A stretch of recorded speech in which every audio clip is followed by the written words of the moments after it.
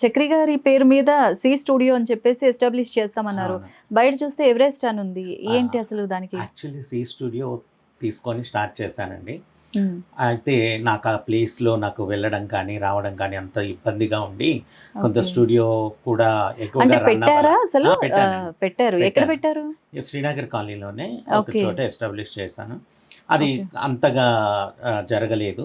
హ్మ్. సో, దానికి తోడు నాకు అక్కడ మూవబిలిటీ కష్టముండి, ఇది ఆల్రెడీ ఎవరెస్ట్ స్టూడియో అనేది రన్నింగ్ స్టూడియో. వీళ్ళు ఆహా!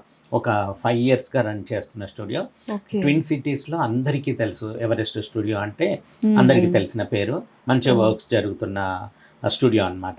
So, okay. ఇక్కడ ఓకే. సౌండింగ్ కానియండి, తర్వాత ఎకాస్టిక్స్ కానియండి, అన్నీ హ్మ్. చాలా బావుంటాయన్నమాట. అంటే హ్మ్. ప్లేస్ కొంచెం స్పేషియస్‌గా స్టూడియో ఓకే. అంతా. హ్మ్. సో, అది మెయిన్ ఏరియాలో ఉంది.